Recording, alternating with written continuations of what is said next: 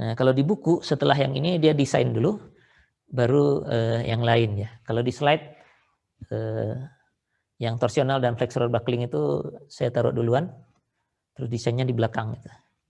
Cuman kalau kita bahas torsional dan flexural torsional bucklingnya mungkin kepanjangan waktunya yang tersedia tidak sebanyak itu. Kita masuk ke desain dulu aja. Karena di desain biasanya asumsinya kita mendesainnya kalau pakai wide flank, dua gagalan ini sudah cukup. Ya. Demikian. Oh, ada satu yang tadi belum sempat disampaikan, tapi itu sedikit tambahan. Mungkin saya sampaikan sekarang dulu sebelum masuk ke desain.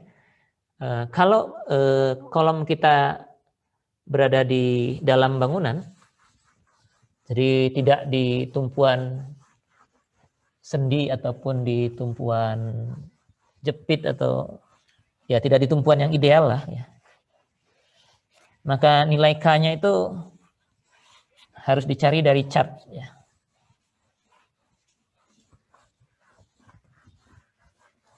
Chartnya chart berapa ya? Ada di ISC sebentar, saya coba cari dulu ya, kita lihat. Share screen ISC.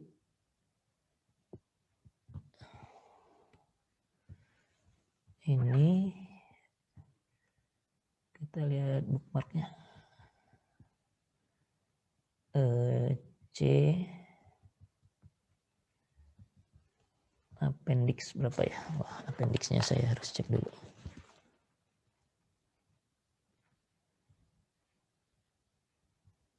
A3 rasanya.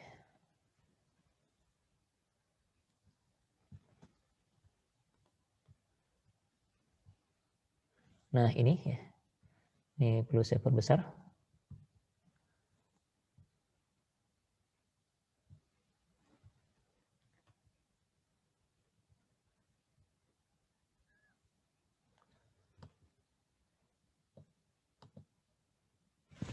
Ini mudah-mudahan kelihatan. Oh, terlalu besar, saya kecilin dikit. Nah, begitu. Jadi begini. Stop lagi share-nya dulu. Ini hanya formulanya, saya stop dulu, nanti kita kembali ke sini. Kalau kolom kita berada di tengah bangunan,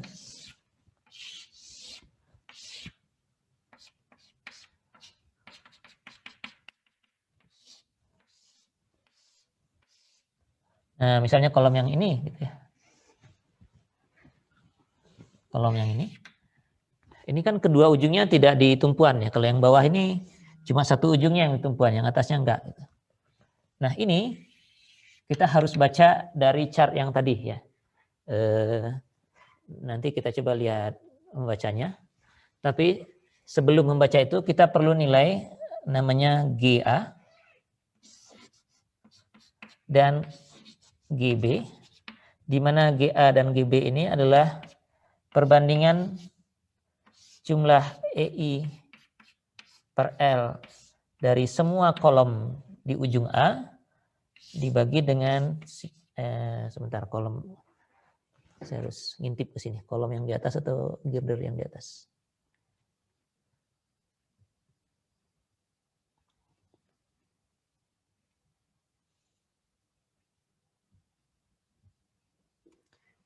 Ya benar, kolom dulu ya. Kolom dulu dibagi dengan EI per L dari girder ya. Girder ini balok ya. Jadi B juga demikian untuk ujung yang lain ya. Ini sama formulanya. Jadi satu ujung A, satu B, terserah yang mana disebutkan A, B. Kalau buat kita mungkin A itu gampangnya atas, B itu bawah begitu. Nah, di titik A ini ada dua kolom, dia sendiri dan kolom yang di atasnya yang ketemu. Jadi sigma EI per L kolom ini artinya EI per L dari kolom ini ditambah dengan EI per L dari kolom yang di atasnya, karena kedua-duanya ketemu di titik A. Jadi jumlah dari EI per L dari kolom-kolom yang ketemu di titik A dibagi dengan jumlah EI per L dari girder-girder yang ketemu di titik A. Kalau kayak gini ada dua, kanan dan kiri ya. Jadi jumlahkan EI per L dari yang kiri kanan ini, itu adalah nilai G untuk A. Untuk B, itu ujung satunya lagi, ujung bawahnya juga begitu. Di sini ada dua kolom, dia sendiri dan kolom bawahnya.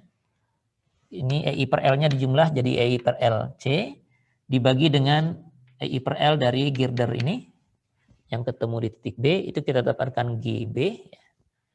Nah, dari dua nilai GA dan GB ini tinggal dibaca di chart yang disediakan oleh ISC. Ini, jadi cara membacanya ditaruh nilai sebentar. GA-nya, misalnya ketemunya GA-nya di sini, ya, 0,6 begitulah gitu. Terus GB-nya katakan di sebelah sana, Anda tinggal bikin garis lurus, begitu. Nah, nilai K-nya ada di situ, tinggal dibaca di perpotongan garis itu dengan garis K yang di tengah. Nah, cara bacanya demikian. Chart ini ada dua. Kalau Anda lihat indeksnya yang di sebelah kanan, ini kalau portalnya dianggap tidak bisa berdeformasi ke samping, nanti kita bahas. Lalu di halaman berikutnya ada chart satu lagi. Ada chart satu lagi untuk kalau portalnya, ininya saya hapus dulu. Annotate clear. Ini untuk kalau portalnya dianggap bisa mengalami goyangan ya. Jadi ini nilai GA dan GB di kirinya berbeda dan kalau disambungkan juga hasil K-nya berbeda ya. Kalau yang ini K-nya 1 ke atas, kalau yang tadi itu 0 sampai 1 ya. Demikian ya cara membacanya ya. Ada versi analitiknya juga di atas sih sebenarnya kalau Anda mau menyelesaikan solusinya. Ini ada yang ini nih kalau terbaca di sini. Tapi ya seru aja menyelesaikannya ya. Jadi ini persamaan ini. Di sini ada GA, GB yang sudah kita dapatkan, masukkan ke sini, ini persamaannya ada kuadratnya, ada tangennya dan sebagainya. Satu-satunya variabel yang belum ada itu K ya. Jadi kalau Anda bisa menyelesaikan solusi persamaan CA71 ini untuk K, dapat K-nya lebih eksak gitu ya. Tapi kalau tidak, pakai garis seperti yang saya tunjukkan tadi ya. Oke, ini clear. Itu stop share. Tadi saya mau menyampaikan apa ya tentang apakah portalnya termasuk kategori yang bisa mengalami side sway atau ada goyangan ke samping. Kalau portalnya seperti ini itu dianggap dia bisa mengalami side sway ya, jadi dia bisa berdeformasi seperti itu ya kalau ada beban lateralnya. Nah, tapi kalau di antara bidang-bidang ini ada pengkakunya, misalnya ini saya buat lebih banyak. Ada yang diberi bracing. Seperti itu. Nah, portal ini semuanya dianggap tidak bisa lagi bergoyang ke samping karena sudah ada portal yang kaku ini yang menahan. Jadi kalau begini, ini pakai grafik yang pertama tadi. Kalau tidak ada ini, pakai grafik yang kedua. Atau penahan ini bisa juga kalau bangunannya campuran baja dengan beton, yang ini dinding, ya. Dinding penuh. Gitu ya. Ya, kalau bangunan tinggi biasanya dinding penuh ini dipasangnya di sekitar elevator gitu ya. Karena toh sisi elevator yang perlu ada pintunya kan cuma satu ya. Nah, kalau ada ini dinding geser istilahnya. Dinding geser atau shear wall. Portal ini kategorinya tidak bisa side sway ya, tidak bisa bergoyang ke samping. Pakai chart yang pertama. Kalau tidak ada, baru pakai chart yang berikutnya. Ya. Oke, nah itu sedikit tambahan untuk menghitung nilai K pada kolom yang tidak berada di tumpuan bahannya. Nah, terakhir desain ya.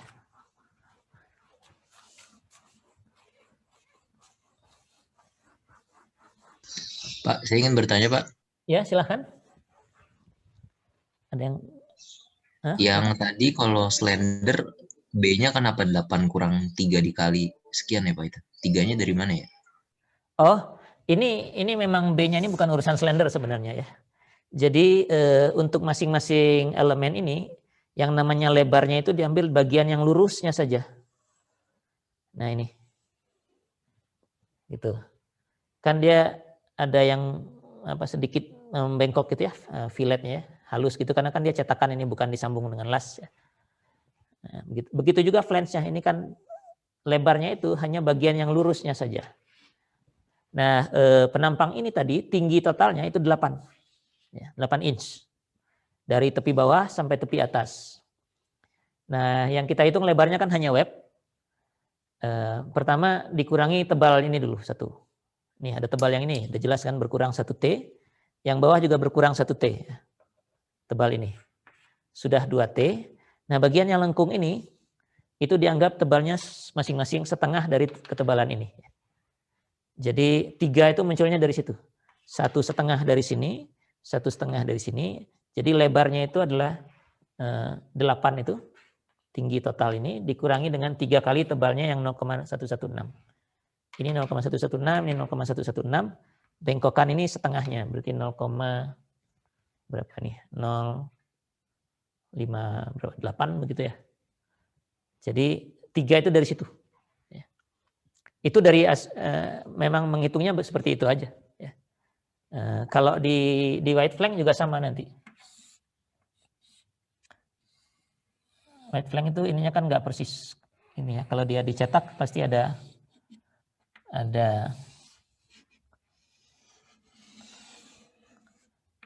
ininya ya. Nah ini tinggi dari webnya itu diambilnya dari bagian yang lurus ini saja. Ya. Nah B yang ini untuk web ini B-nya ini. Pada tabel white flank yang ada itu ini. Yang ada itu total ini. Ini namanya D kalau tidak salah, depth ya. D. Terus ini namanya TF. Ini juga namanya TF, tebal flange. Jadi B itu adalah D dikurangi TF yang atas, dikurangi lagi TF yang bawah, terus dikurangi ini, belokan-belokan ini yang asumsinya adalah setengah dari TF ini ya. Jadi kalau kayak gini B-nya juga D total ini dikurangi 3 kali TF-nya. Nah, jadi sama nih ini dengan itu ya. Gitu. Ya, cukup jelas atau? Oke, cukup jelas. Terima kasih, Pak. Oke.